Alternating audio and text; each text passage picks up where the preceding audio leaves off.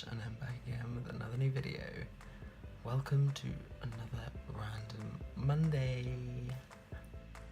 Now, I thought I'd do something a bit different. I'm sorry about the lighting, I've got a light coming in this way, not this way, I'm sorry. But anyway, yeah, I thought I'd just show you how I edit my thumbnails.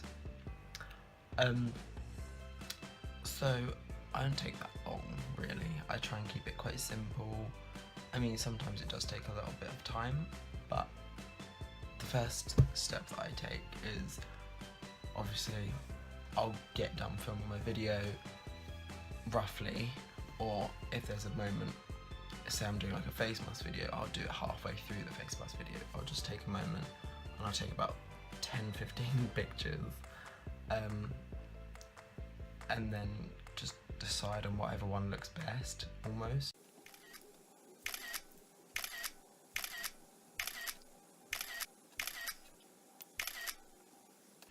So anyway, once you've gone through that process of taking 1,000,001 pictures of yourself, and you finally got the right one, then we go on to the actual software stuff.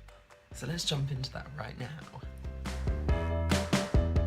Okay, so the next step, after you've taken your pictures and all that lot, is to come on to this website, which is pixlr.com, /editor, and another slash. And this is just a web-based editing photo editor software, but it's free to use, and it's quite similar to Photoshop. So what I usually do is I'll say create a new image, and then we'll get up the rough sizing of what a thumbnail should be, which you can Google, but it is about 1280 by 720. And then I have that in transparent, and then I will come up into here. My folder layout is such a mess, I know. So I've got the thumbnail stuff here, and I've got all the photos I took here. Now I just want to pick kind of one that I think is quite fun. Let's just go with this one. That'll open. Sometimes they do that, like they'll flip over themselves, so you just need to flip it. Then you want to press Ctrl A, and that selects everything, and then Ctrl C, if this is on Windows of course, and then you can just paste that in.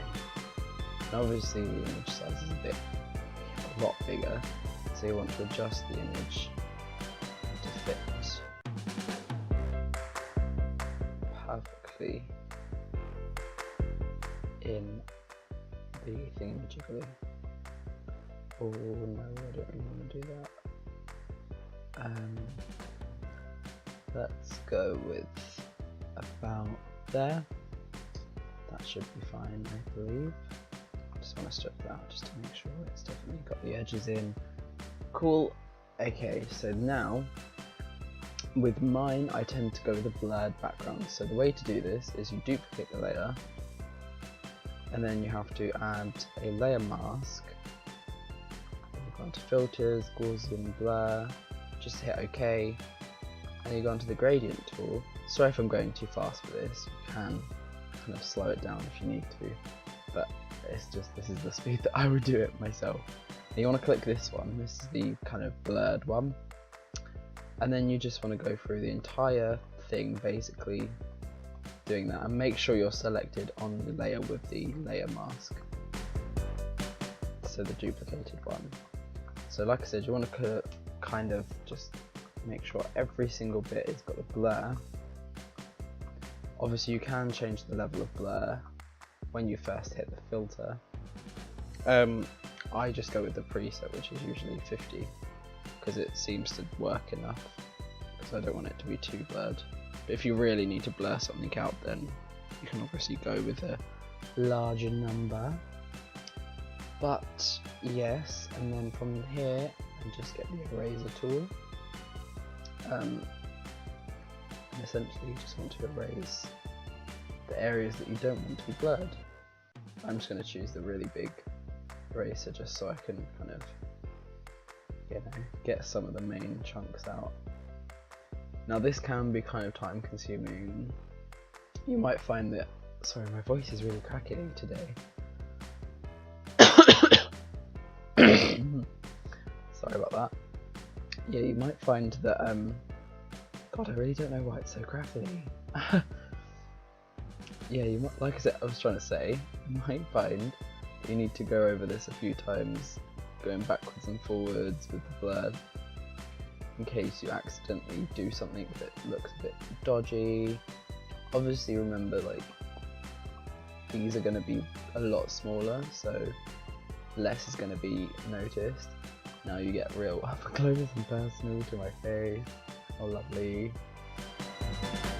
So yeah, just like I said, just go over all of the sections that you don't want blurred, and yeah, I'm just going to speed through this because it's kind of boring.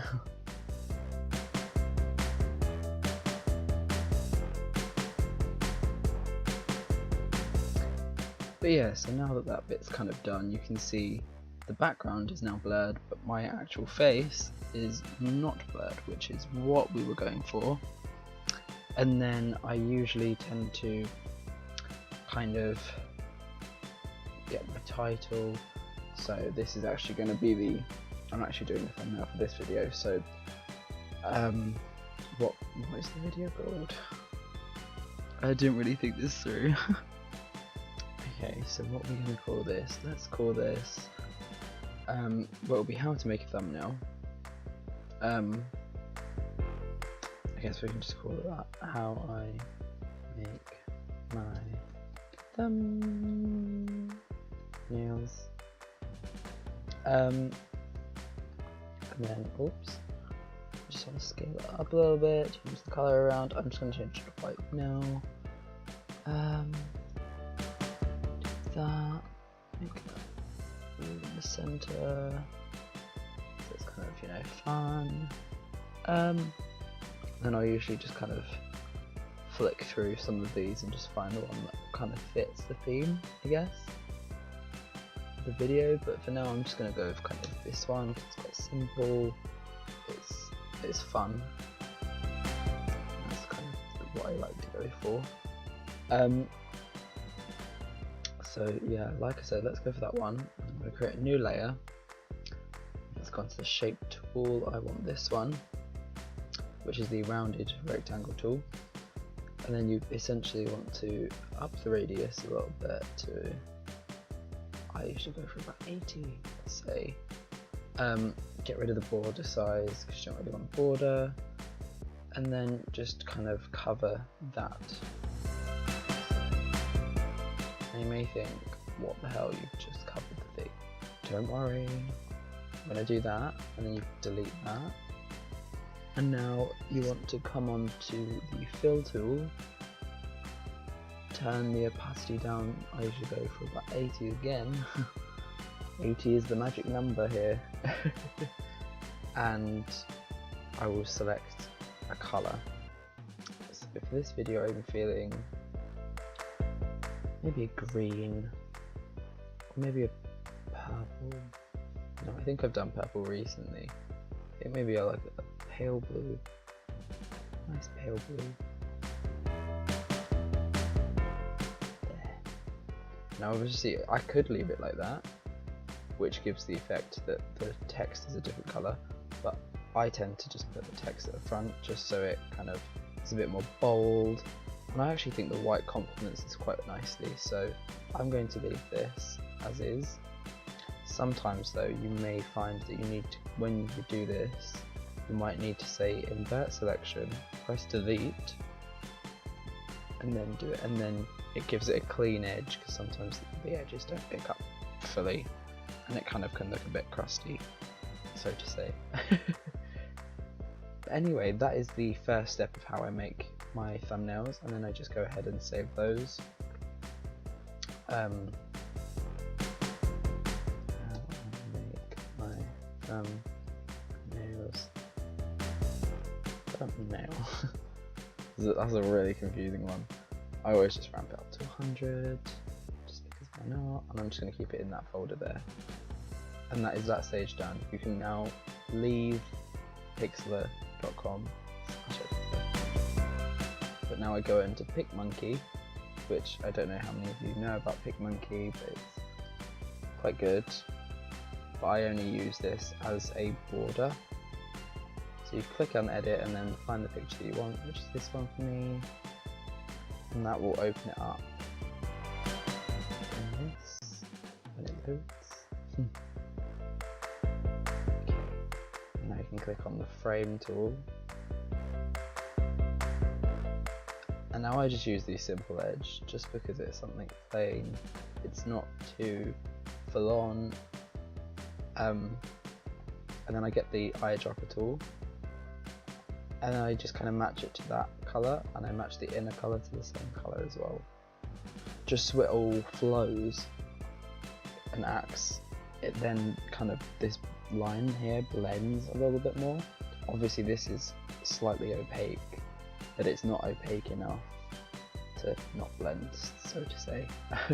You can make it more opaque if you've got like a lot going on in the background, and if you want something to be quite visible, but you still want the title to be kind of have something going around it, you can make it a little bit less opaque, so to say.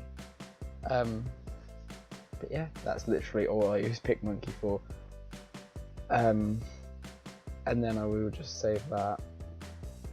We do the apply, you know, blah blah. I always go for Sean, just and I like it to be quite defined. Now the sizing is a bit off, so I go with 720 here, and then it just tells me what else dimensions are there. We just kind of go with that. And then you can save that again. It's going to tell me that that's there. Of course I want to replace it. Yes.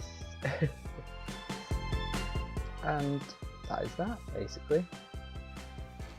So anyway guys, I really hope you enjoyed that video. I hope that was quite informative for you, so you can now go away and kind of, you know, edit thumbnails the same way that I do. And if you do like some of the software that I use, I say software, but I mean like web-based stuff.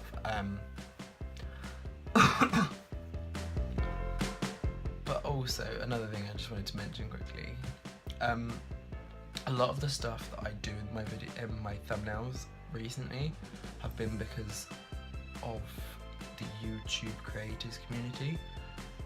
Basically, there's loads of discussions that go on this creators community, from things like how to promote your video, how to create effective thumbnails, how to do tags, how to write descriptions. Everything is on there. Like, it's such a great community and it really does help you.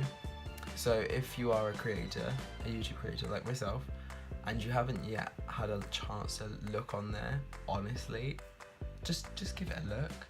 There are so many nice people around on there. You get to know some more people. It's great for like networking and stuff like that. It's a great place to go. So I'll leave a link in the description below, and I'll also link in the description. Leave links in the description below for all of the websites that I used in this, with, you know, the norm, with my links as well. My social medias. Anyway guys, like I said, I hope you enjoyed this video, and I will see you on Wednesday with a Cyber Wednesday video. Peace out, bitches!